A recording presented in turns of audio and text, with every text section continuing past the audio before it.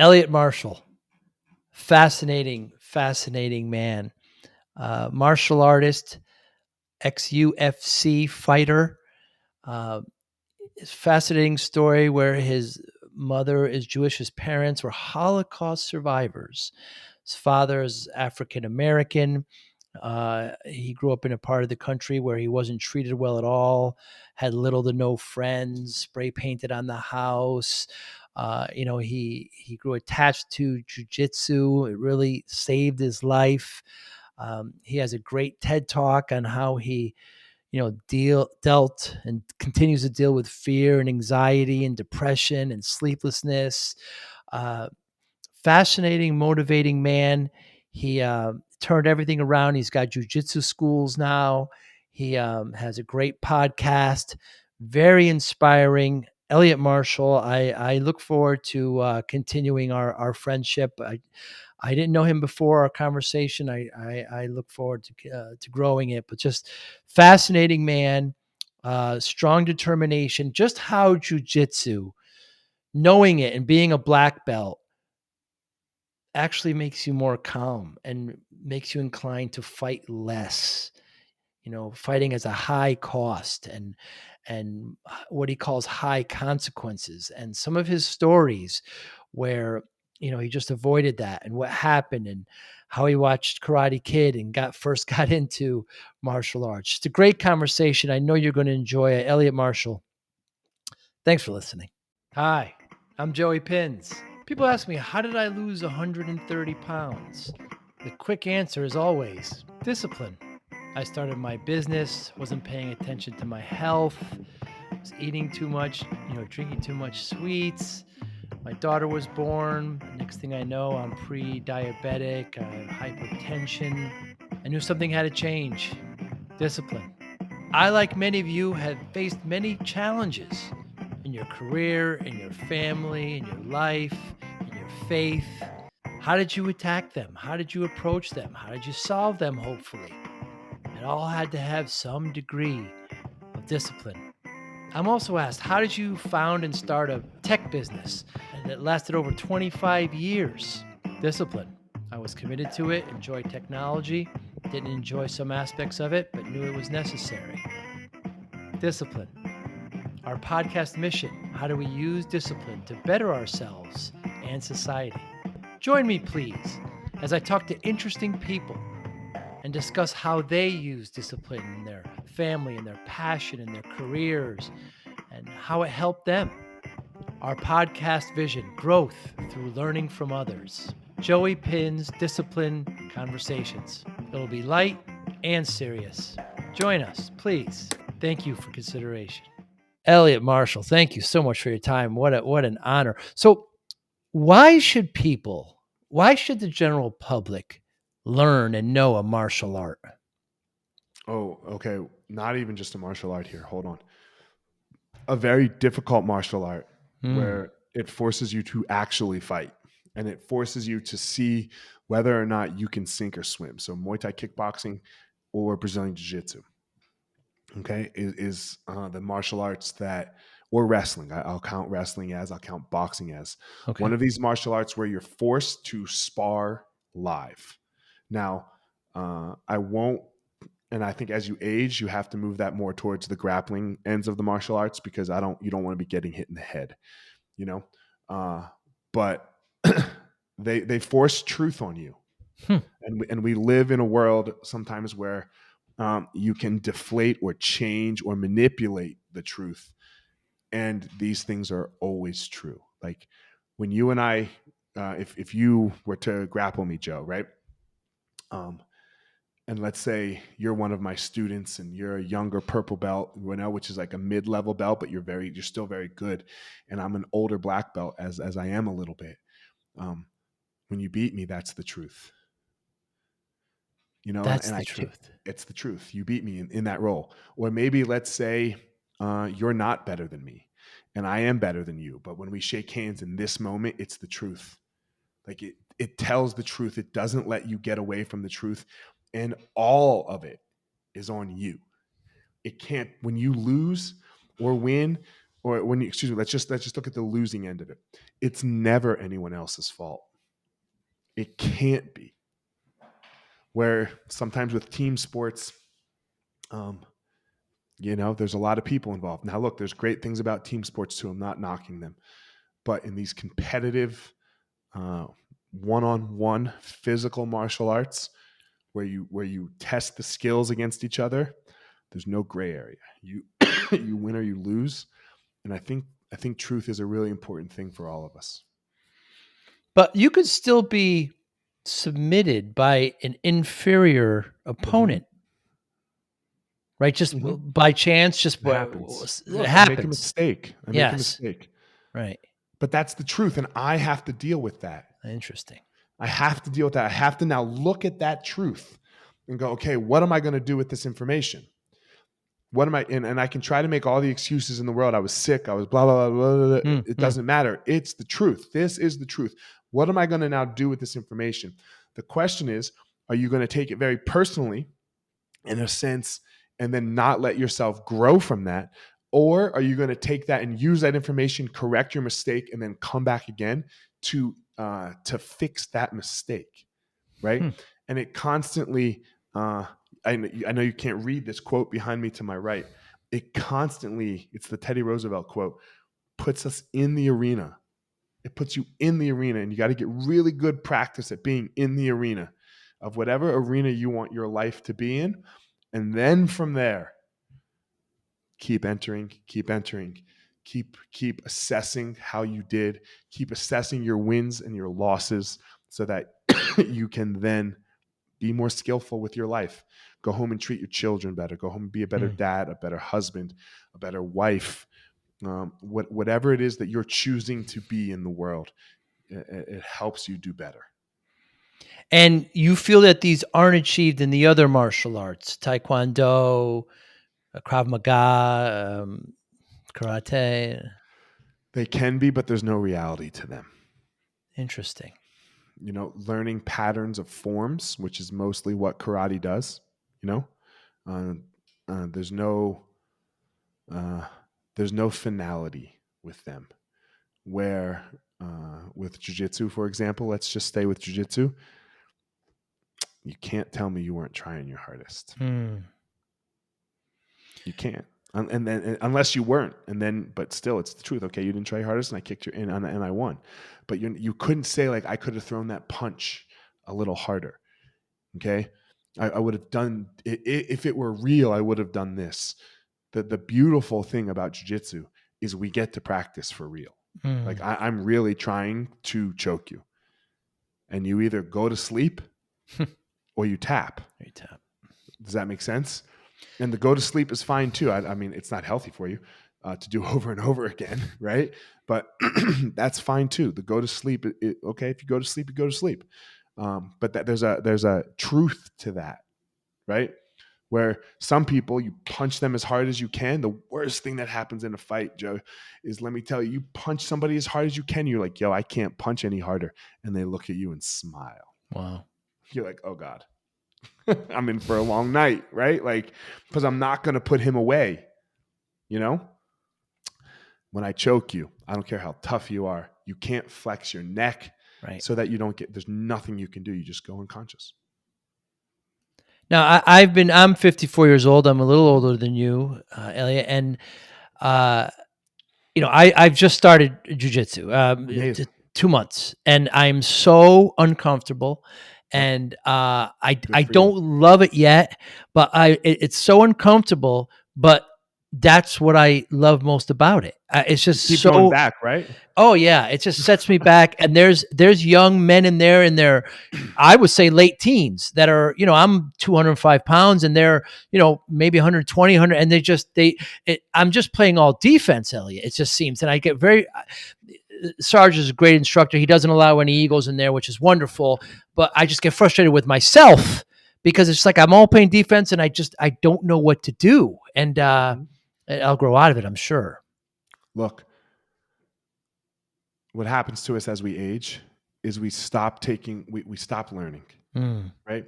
We stop this learning process. We stop this growth process.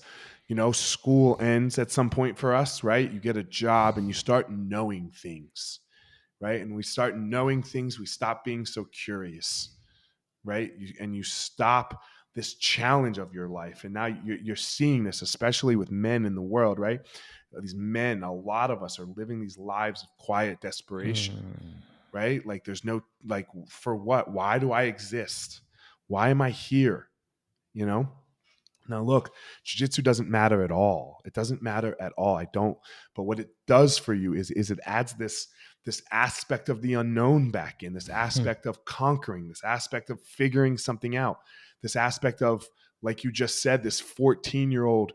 I'm assuming that you're rather successful in your life. And you have some money, and you can go to dinners where you want to go to dinners, and go on vacations where you want to go on vacations, and all this stuff. But none of that stuff matters when you step on that mat. Yep. This 14-year-old ties you in knots, and all of this stuff, you can't do anything to help yourself. You're like, the only thing that matters is this mat skill, and it tells you the truth today. And that's the beauty of it, man. That's the beauty of what it does for a human soul, is it really can bring the best out of us. Yeah, you tell these great stories. One in particular where, you know, I think you were in Hawaii, and your wife was at a restaurant, and your wife was at a table. Somebody tried to take it over. This, man, and then you came over, and he just kind of walked away. And you make the point of how it's dangerous to fight. And you want to avoid it at all. One of the podcasts I listened to, they said something about, I'd like to be with you in a fight. And you said, no, we would just walk out. A fight wouldn't happen. So you make the point that because you know this, because you know jiu-jitsu, because you're former MMA, you're able to be more calm, and you're able to avoid it more. It's fascinating dichotomy. I give it its due I give it its due respect. Right. I give it its due respect, man, because if you don't respect it, if you start, like, if I, like, yes, I've won a bunch of stuff, I fought in the UFC, I know how to fight. If you don't give fighting its respect, that's when it can go so poorly for you, especially in an arena where there's no ref, there's no, there's beer on the floor or water on the floor. Like, it's not this safe environment where they try to make it an even playing field, So, the safety, look, that story that I tell, what happened was we were in Hawaii, and the way a lot of restaurants work in Hawaii is you wait in line, you order your food, you go sit down at the table, and they're very adamant about this. You can't just go save the table first, so they're very adamant about how it goes. And, we ordered, my wife walked out, I was getting the waters, she sits down, and this other guy comes and tries to sit at her table, or at the table she was getting, and I don't remember quite the particulars, but he called her a bitch and yada yada. He wasn't very nice to her. But when I walked up, he just got up and left, and because as I walk up, she was like, Eliot, this guy's being an asshole trying to take our table. So I just get up and I walk over there. And man, I didn't want to fight that guy. Right. Because I don't know. I was going to handle the situation, whatever needed to happen. But man, so what? He called my wife a bitch. Why do I have to fight him? You make another point how you're at events, and you see like these men saying that they're kings, and then they're not lambs, or they're lions, not sheep. That's it. Lions, not sheep. And it's because based on something they did in the past, whereas it's a constant thing. It's more of a jockeying of position, and it's not the case at all when you have these skills. Who's the best quarterback of all time? That's right. I remember you saying this. Yeah. Tom Brady, certainly. Does he wear a shirt that says 7-time Super Bowl champion? Right. Never. Why? Yeah. Because you know it, and I know it, and we don't have to argue about it, right? So if I want to scream to the world, like when I see, that's another story, right? Like I walked on my kids' lacrosse field, and a dad was sitting there in a Lions not sheep hat and a shirt, Lions not sheep, and a pants, and I trashed this brand because of it, and I don't know, whatever, but it just drove me so nuts. I wanted to walk up to him and be like, I know you're a sheep. Like, I know you're a sheep because you're trying to scream that you're a lion. Right. And no one gets to tell me that only you guys, only other people get to tell me if I'm a lion. My Right. kids, my wife, things like that, right? My students that I try to lead, they get to tell me whether I'm a lion. I don't get to say whether or not I'm a lion. That's not for me. That's like saying you're a good husband. You Mm. don't get to say whether or not you're a good husband. Your wife gets to say whether or not Yeah. you're a good husband. I don't get to say whether or not I'm a good dad. Right. I'm a great dad. Yeah, well, why? And I can try to list all these reasons, but that's for my children and my children only to say how my fathering skills are for them. Elliot, your TED Talk was incredible. I mean, you're poised. You know, your story is inspiring. It's incredible.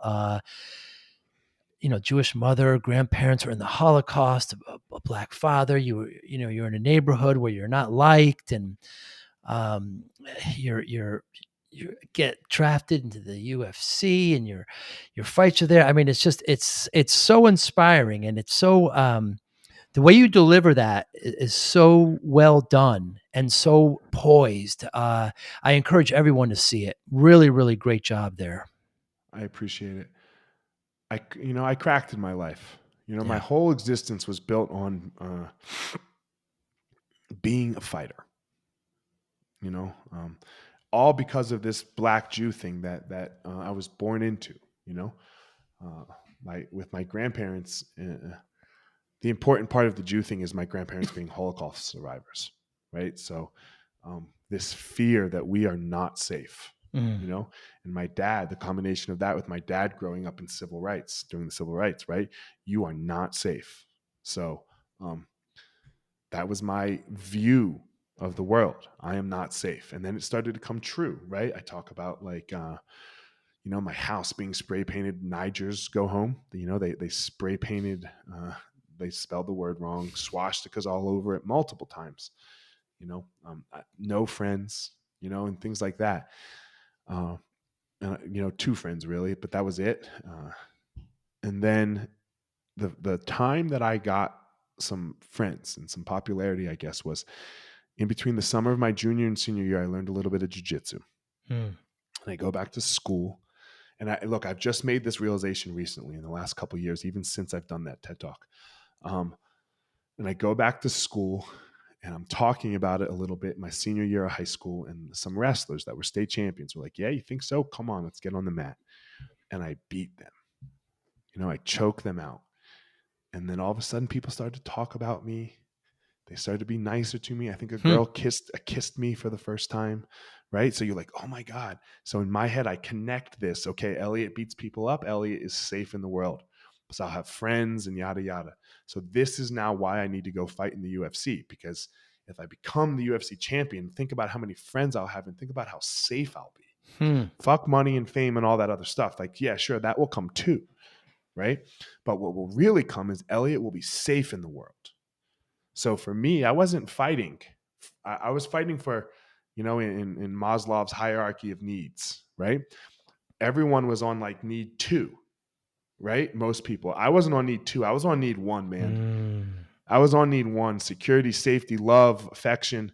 Don't die. I was on that's where I was, which didn't really help me.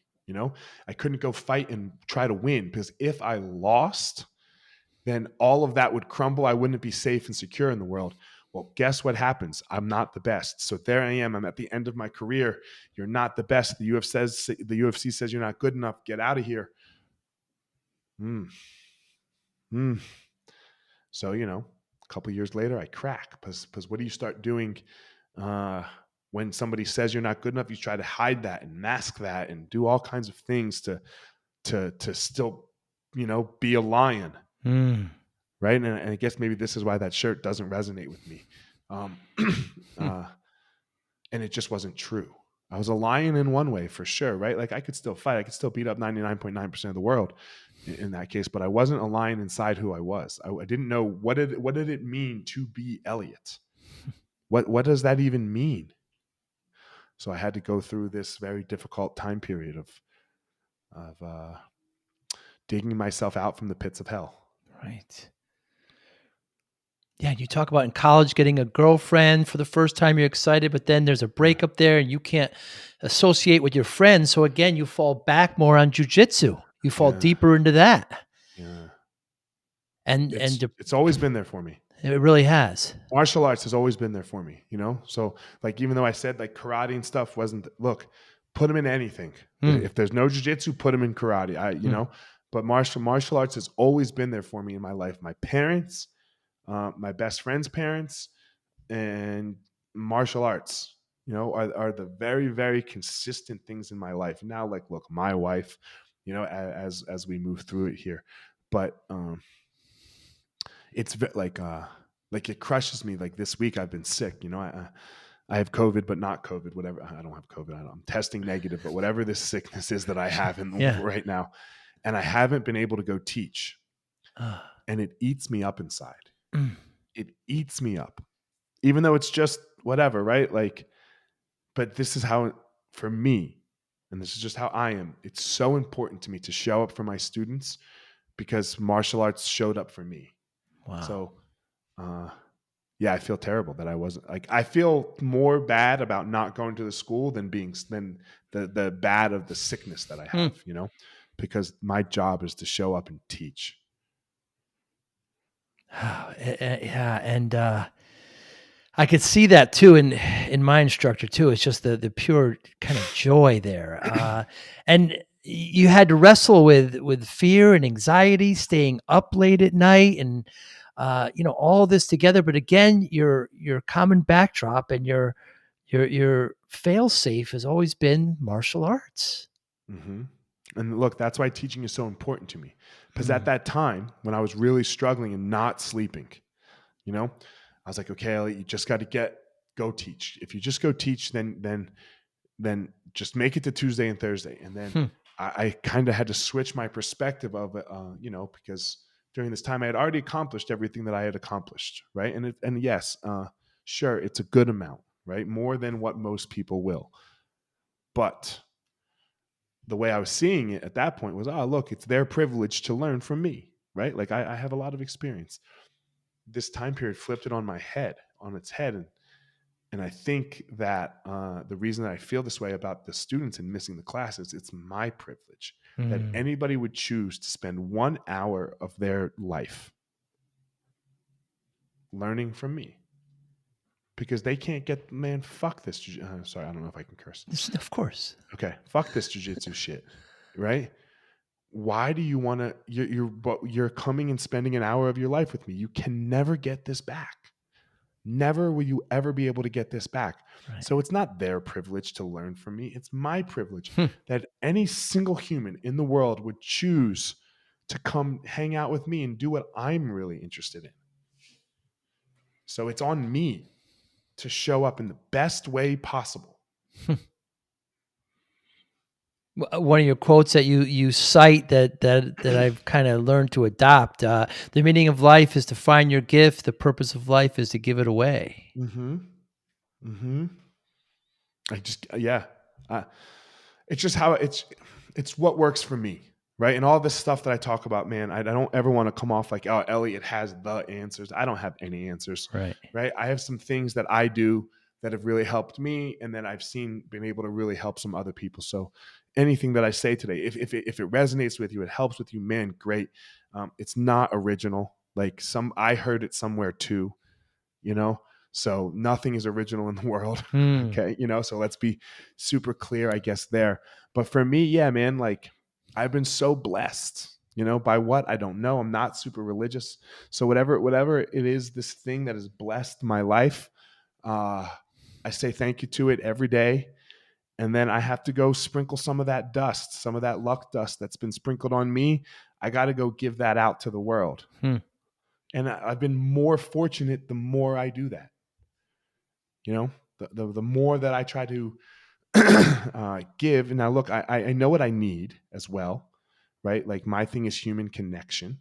Hmm. So if it's something I can't give in a way where I don't get that connection back, for example, I have to get that stuff out of my life. So I'm very aware of those things as well. But if you want to get on the bus that I'm driving or that I'm riding on, let's fucking go. Mm. I love your attitude too. When you were asked about your spirituality with your, with your parents, and you said, "I'm comfortable not knowing all the answers." Your point Mm-hmm. was, and I'm very. We don't need to know all the answers for that. I just know I feel something, and I want to spread it out. I really enjoyed that perspective. Everyone's been for all of human existence trying to explain this human existence. Mm, What if it's just beyond us? What if it's just outside our pay grade? right. You know? And what if we'll never know? What if we'll never know and it's just outside our pay grade and that's just what it is? And maybe when we die, we get to know, and maybe when we die, we don't get to know. I don't know. But I know what I'm not going to do is spend any more of my time worrying about it Mm. or thinking about it, you know? Um, so I'll just think about how can I show up to this podcast, for example, because you're the only one that I'm speaking with right now in this situation. How can I do this in the best way and have the most connection with you Mm. so that you can then have it back with me and be as open and honest as I can so that you get to be God and I get to be God and we get to do this thing together, because all we really have is this thing that's going on between me and you right now. Agree, and hopefully anyone that's listening can benefit from it as well. That's the ultimate goal, I feel. I hope When you so, but I Yeah, can't. I try not to focus on that. I try to right. focus on you, for example. Can Have to. you and I have a great conversation? That's right. And then look, all these other things might happen. Good for both of us, right? Good for both of us. Maybe maybe Tim Ferriss will have us on his podcast, right? And then we'll grow both of our brands, and Mm. we'll go who knows, right? Who knows? But if I try to focus on that, right, this thing that's way outside my control and it's way over here, I don't do such a great job showing up for you in this moment, and then it doesn't go so well for me either. Do you often find in your students the same struggles that you had? I think all people have struggle. I think it's the commonality between us is we want to be loved, and there's struggle attached to that, right? We all have problems. So whether it's what my problem was or whether it's what somebody else's problem is, why are we going to try to judge or judge or compare our struggle? It just is the struggle, and how we deal with that struggle. The Buddha said life is suffering. Mm. The meaning of life is to find purpose in that suffering, right? So how we deal with our how we deal with our struggle, yeah, that's a common thing with all human with the human race. How can you explain in your TED talk, and for those of us who only just kind of watch UFC, or I mean, what can you really help paint a picture of what it's like to be in that ring, in that No, octagon? You can't. no, I can't explain it to you. I can try. I know we try to explain it, but um, no, there's nothing I can do. There's nothing when they say make the walk. There's no feeling like that. When the cage door shuts, there's no Mm. feeling like that, right? You cannot. I had a buddy once. We just started fighting Tyler Toner, and we just both had our second fight or something. I don't remember which one. I was like, "What are you doing today?" He's like, "I'm jumping out of an airplane, going skydiving." I was like, "Yeah, why?" He goes, "I want to see if something makes me as scared as it does to fight." Wow. And I was like, and then he did it. I called him the next day. I was like, "How was it?" He goes, "Not even close." There is a certain level, even I'm certainly not equating it to that, but when I step on the mat now, and again, I'm very new, and it's just, I just there's certain level of just kind of fear and Hmm. hesitation, and just like, Yeah. I don't want to get hurt, Elliot, and I don't want to hurt anybody else, but you can't think that way, and it's so unique and so kind of paralyzing, but you have to keep growing. That's why you have to go do it. Like I Yeah. have these rules for my kids, and rule number 4 is if you're scared, you must go do it. Mm. Okay. Because that's where your power lies. Your power is on the other side of your fear. Okay. If you're good at something, your power is not in that. Okay. Your power is not in what you find fun and yada, yada. Your power is in the difficulty of becoming more skillful. That's where it is. The power is going, you know what? I am in the back. They're calling my name to walk. I feel like I'm going to piss my pants or whatever it is. I gave him Advil at 10 o'clock. Okay. Sorry, my kid's sick. You know, you feel like, you know, you're going to piss. You're so scared, right? You're so scared. And then you make the walk. You wrote a book and you have podcasts, Gospel of Fire. Yeah.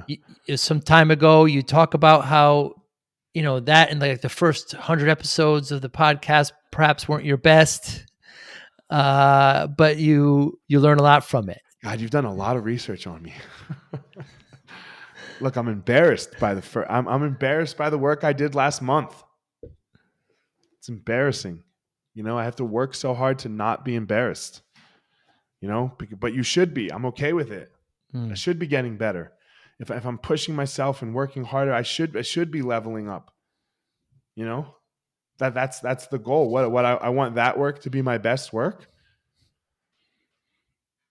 You know, that means I just stopped. I stopped trying. I stopped caring. I stopped moving. I said, okay, I've made it. Like, I've made it are the worst words you can say in your life. The worst words you can say in your life. That's terrible. It brings complacency. It brings hubris. It brings everything bad. Yeah. It brings everything bad in the world.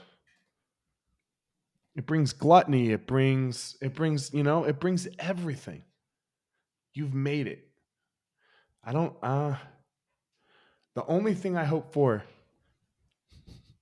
when I die, right? I want to close my eyes, and whenever that time comes, you know, and for my wife and my kids, you know, I for my parents' sake, I hope I die after my parents, right? That would be terrible for them, right? Yes. So I won't wish that on them. So most likely they'll be gone, you know. But I'll hope for everyone that really loved me, you know, that's still around, to be like, all right, man, he lived a good one, you know, he lived a good one, and that was it. And I don't want to die with any regrets. And people mess this up a lot, right? This idea of no regrets. Of course, I wish I could have done things better. I just told you I'm embarrassed by the first 150 episodes of the podcast. I wish I could have done it better. But you can't wish you could have done it better without doing it bad. So regrets in these small little things. Yeah, sure. I wish I would have not said that to my wife. I wish I would have not done this, right? I wish I would have acted nicer to this guy, whatever, right? I wish I wouldn't have. Sure, of course. But that's not like real regret, you know? That's like, wish I would have. Real regret is like, man, I lived a shitty life. You know, man, I wish I would have tried to do this thing and not been so scared. You know, I wish you know, like I said, most men live, you know, and when I say men, I'll include the human race. Mankind, here. sure. Mankind, right? Yeah. Most men live lives of quiet desperation. It's because you give up on yourself. Right? You know, something happens in the world where you have to get a job and you have to make money and you have to, you know, feed your family and all. And I think we all understand all of this. And you give up on your hopes and your dreams, you know, and then you give in to the pressures that the world puts on you. I don't ever want to give in. Well said, Eliot. A great show of your determination and compassion and drive that I learned from, that others can, is, you know, you wanted to do jiu-jitsu so bad. You went to, you know, Amal Easton. You said, look, I'll start cleaning for lessons. And he said, well, my cleaner just quit and you're in. And before you know it, you're part owner. And here you are. I mean, just the drive is incredible. That's luck. Is it? A little bit. That's still luck. Though, you still went to him and asked. You have to get, I understand there's luck involved, but I want to give you more credit than perhaps you want to give yourself. But you still went and asked. I don't know how many people would do that. What's the worst you could say? Yeah. Get out of here. Right. And then I'd be in the same spot. That's right. you Yeah. know? We Yeah. might be in the same spot. I got I lucky that he didn't wanna clean and his cleaner quit. Good. and he's Th gonna th quit. Look, to him, we just talked about this the other day. To him, it was a great deal, and to Right. me, it was a great deal, Right. you know? And it just and that was everything. And then And that look, when I say luck, man, I was born at a time so that when the UFC boomed, I was ready and prepared wow. to take advantage of this. You know, if it was 10 years earlier or 10 years later, who knows, right? It's like Bill Gates, you know, and Malcolm Gladwell explains this in one of his books. I can't remember which one. If he was born 15, if the same Bill Gates was born, and I'm sure there was probably somebody just as smart and Right. everything, born 15, 20 years earlier, they missed that, right? The technology, the universe didn't catch up to that, you know? So, man, like the fact that I was born in America to these two parents that loved me and provided all of this opportunity for me, the fact that my struggle was just hard enough so that it didn't push me 10% more, and maybe that looks like suicide, who knows, right? Like things that were way out of my control that I have zero control over. So when I say this word luck and how lucky I've been, that's what I mean by the luck of my Mm, life, right? And then the most important luck is that my hard work actually paid off, because there's women and men over in these other countries and even in this world that are working incredibly hard just to put a little bit of food on their table for their children and their spouses and their family members, where like my hard work actually pays off in this way where I get to get to live this amazing life. I can't say I'm working harder than these people. mm, I've just had more opportunity put in front of me. So, and my work paid off mm. in a big way. So, man, I mean, yeah, sure. I work incredibly hard. I look, you know, I'm sick and and I've been working all morning and I've been working all week. Yes, sure. That's just how I see it. But I owe a debt to the world. Right. I owe this massive debt to the world. Yeah, luck favors the prepared, but another great quote you had is everything that you have is blood money for your grandparents. Oh, yeah. God, where do you get all of this? Because man, you're killing me here. Yeah, You're fascinating. You're an interesting man. my grandparents survived the Holocaust. Yeah. You know, my grandparents survived the Holocaust, and that's where it comes down to for me. So, and they made it.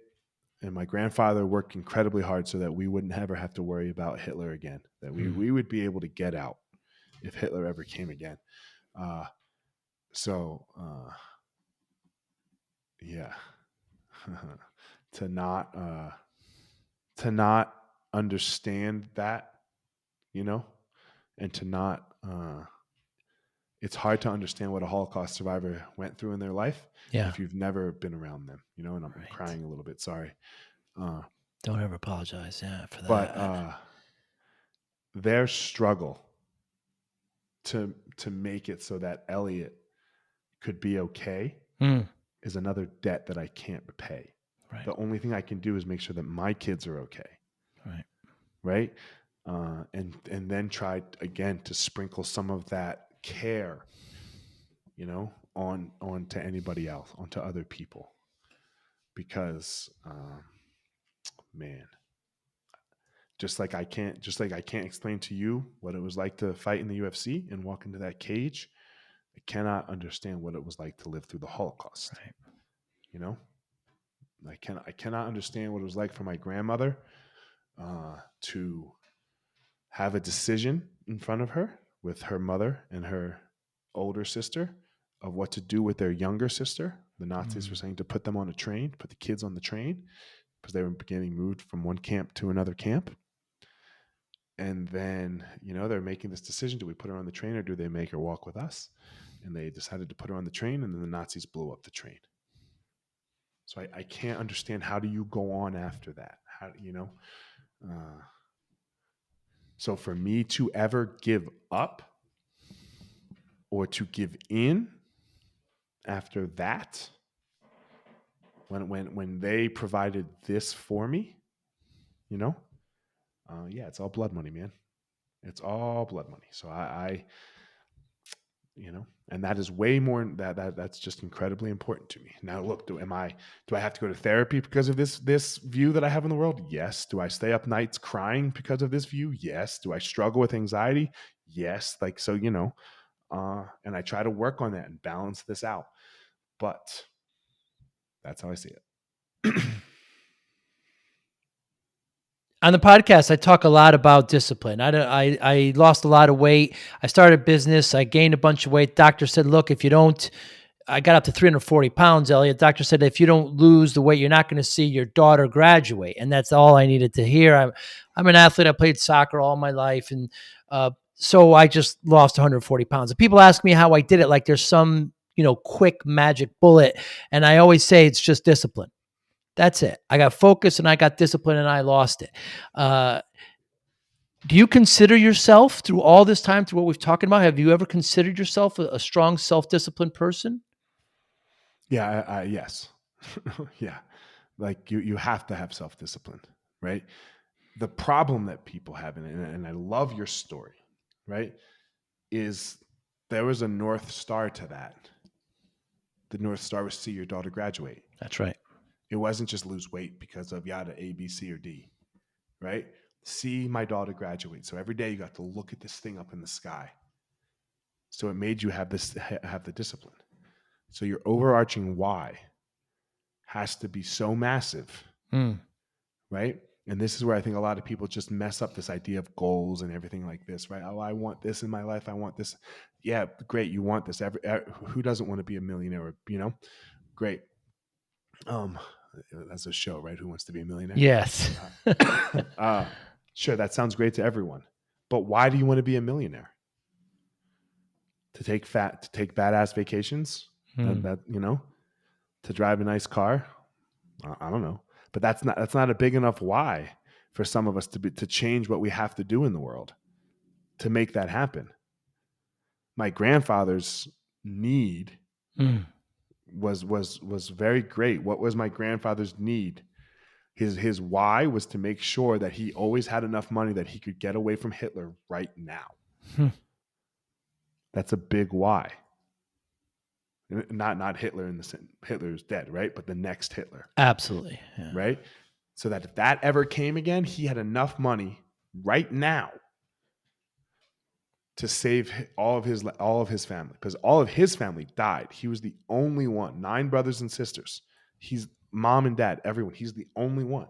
So that why is a massive why, right?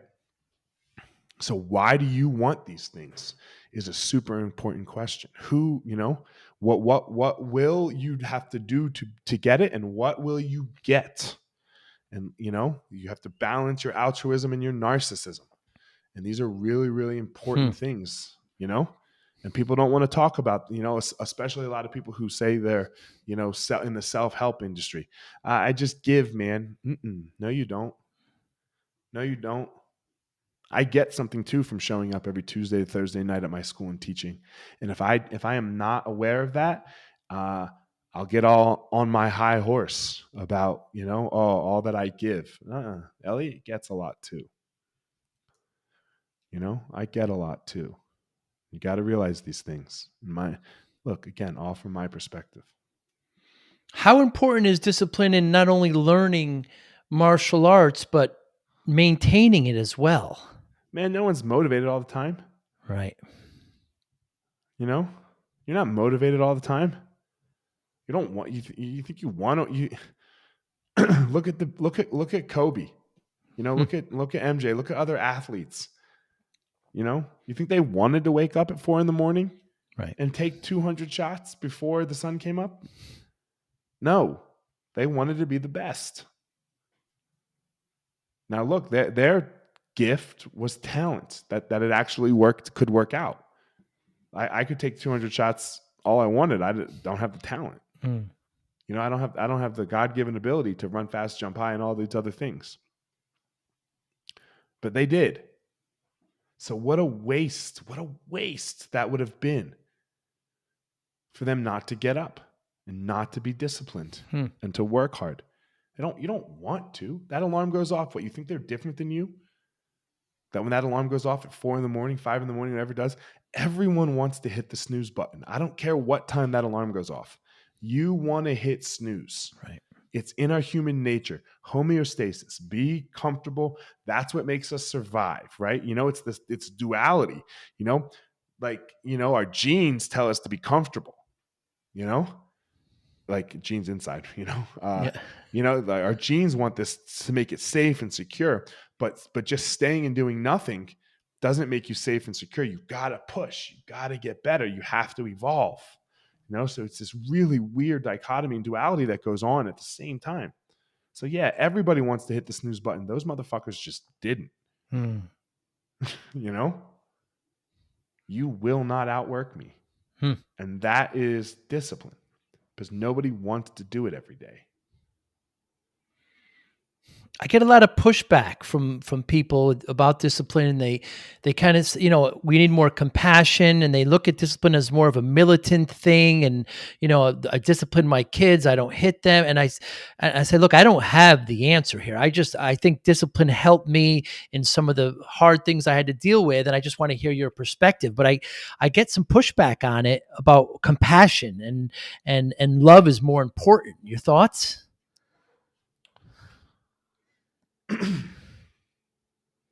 Trying to think about how to say this well. My kids are lucky, man. Right? Again, they have two parents that love them. Safety, security in the world. Correct? Is my job to make their life easier or harder? My job is to make their life harder. Right? My job is to add pressure to them so that when it's their turn to deal with their battle, whatever their battle becomes, they have the fortitude to do it. They have the mental and physical and spiritual fortitude to do it, and they know they won't have to do it alone. They know their father and their mother will be there for them the whole time if that's what's necessary. But at some point, a man has to make his own walk, right? That you have to make your own walk. You must go through this journey on your own. And we don't know when that comes for each individual, right? So yes, I love them. And part of the way that I show that love to them is to make them get up and do the dishes. They must do the dishes. The grass must be cut every week, right? The room must be clean. There will be no iPad until, they go to sleep a little bit at night, but they're not playing video games all day, right? And no, they don't get paid for any of this at my house. No. Okay. If they cut somebody else's grass, yeah, they get paid for sure. But that's what love looks like for fortunate kids. Now, look, if my kids were the South Side of Chicago, life's hard enough. I have to do things to make them safe and love and really feel safe and secure in the world. That would be the overarching thing there, because they have no safety and security. So it just depends on what position you are. So yeah, I love my kids, but then I have to ask myself, what does the love look? What does that look like? Do I hug them every day? Yes. Do I kiss them I kiss my oldest one on the forehead every day, but he doesn't let me kiss him anymore.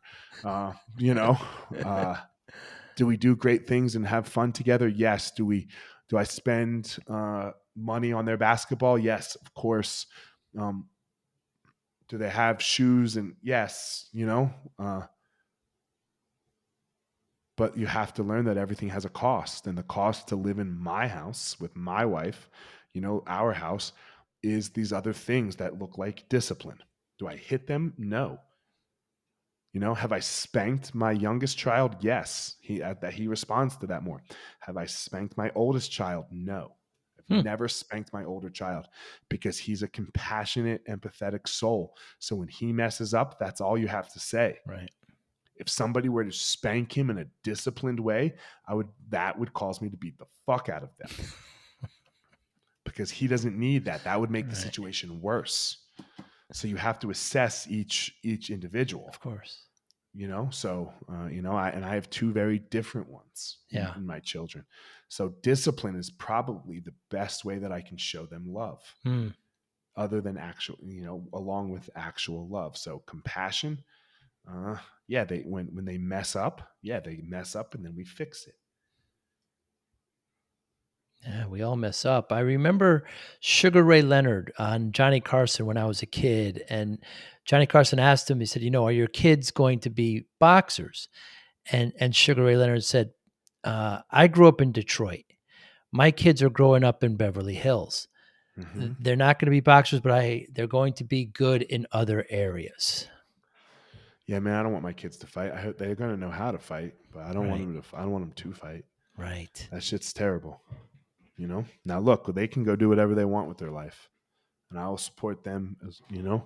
I will support them through this journey that we call life, regardless of what it is they choose to do. Uh, Barring that it's legal, obviously, it's not Of selling course. drugs, but So yeah, that is that's my job. Hmm. That's my job. That's how I'll show compassion and love. Eliot Marshall, what motivates you? Nothing. Nothing motivates you at all. No, I choose to stay disciplined. But what motivates you to stay disciplined? My children. Hmm. My children and my students, and my children, my wife, and my students. Because I know exactly who I am. I am a father, I'm a husband, I'm a teacher, I'm a student, I'm a fighter, I'm a survivor. So Hmm. those are the things that motivate me. When you ask me, what does it mean to be Elliot? It's those things. So that's what I have to live up to every day. But as far as like what motivates me, I mean, like, yeah, sure. I love business and I love money and all, and I like to make money.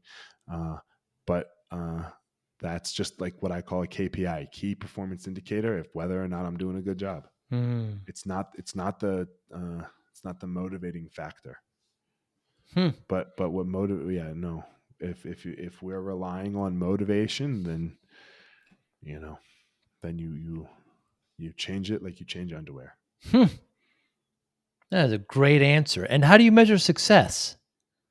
John Wooden's definition: the self-satisfaction that in each and every moment I did the best that I possibly could in that moment. Hmm. But it's the self-satisfaction that when I look back, I go, yes, I gave it my all. And I think he said it really well. He said, sometimes when that clock ran out, uh, we were outscored and we were successful. And sometimes when that clock ran out, we outscored the other team and we were unsuccessful. So it has nothing to do with scoreboards and winning and losing and money in my bank account and whatever it is. Did Again, when I close my eyes for that last time, for that very last time, uh, and if there is a maker out there to meet, did I live up to my potential? Hmm. Because look, Michael and Kobe's potential was that, right? We got to see it, you know. So did they live up to that potential? They were given gifts, for example, right? They were given this gift of athletic prowess. Did they do the most possible with the gifts they were given? Those are just the ones that we get to see. I don't know what other gifts they might have been given. We're born with when I say given.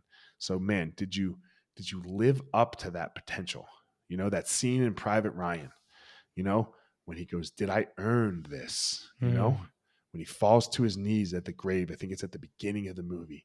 And nobody can understand, his family couldn't understand it because, he was given a gift. He was given the gift of another life, to get to live out this life. And all these other people had died saving him. That's, man, I want to have earned it. Eliot Marshall, absolute pleasure talking to you. I mean, you motivate me, man. You motivate me, and I love your story. I hope we get to talk. My girlfriend's in Denver, right there. I know your school is close to there. When Yeah, I'm I'm right there, around the corner. yeah, Yeah. yeah. Maybe we'll get a cup of coffee, or I love the steaks over at Garden Grace is my favorite. Man, I'll just cook you a steak. I Even cook a better. much better. I cook a much better steak than Yeah, I'm Garden sure. Grace. I'm sure. Elliot, how can we get in touch with you? I know you got a great podcast on your website, elliottmarshall.com. Yeah, so everything's on elliottmarshall.com. I'm actually about to rebrand the podcast to change it from the Gospel of Fire to the Blueprint because it's turned Ah, more into this. I believe that that success has a blueprint, right? And like, for example, like we're both sitting in a room, correct? Um, I don't know what color your walls are and what color my walls are. That just fits and works for me, Mm. right? But the wall's built the same, right? The blueprint is the same, right? It's very similar. So I like to listen to and hear stories about other people's blueprints and the commonality in them. So yeah, I'm rebranding the podcast to The Blueprint, but everything about me is at eliotmarshall.com or my Instagram, firemarshall205. So hit me up in one of these two places. I really, really, really, really try my best to answer everyone. Yeah, so those are the best places to go check out what I'm doing. I'll make sure to put those in the show notes. Eliot, thank you so much for your time today. I really enjoy it. I hope we can continue the conversation, and good luck with your training. I promise to keep up with it myself and try to be better. Man, look, it's in the attempt, man. Yeah. Right? It's just in the attempt to be more skillful. That's what we're doing, and if you give real attempts, then you get to be John Wooden. You get to use John Wooden's definition. So Absolutely. I appreciate you having me on. Sorry about the confusion of the link earlier. I don't know if confusion. I don't know what it was at all. So my bad there. You be well. I'll talk to you soon. Sounds great, man. Thank you for listening and or viewing Joey Pinz Discipline Conversations. Please share this episode with one or two of your friends who you think may benefit from the episode. Our website, www.joeypinz.com. There you'll find lots of resources and you could join our mailing list. Please follow us on all our social media, Instagram, Twitter, and Facebook. Podcast information, the video version of our podcast is on YouTube. Please subscribe. Audio is on all major podcasting platforms. Please follow them. And if you like it, please consider giving 5-star rating. Would really appreciate that. Would you like to financially support the podcast? You can go to our Patreon site. Consider $5, $10, or $20 a month. There's all kind of plans that we have there. There's like a one-time payment. What is this podcast episode worth to you? $25, $50, $100, $500, $1,000, $5,000. You be the judge. You can go to our PayPal account to do that as well. Thank you again for listening or watching Joey Pinz Discipline Conversations.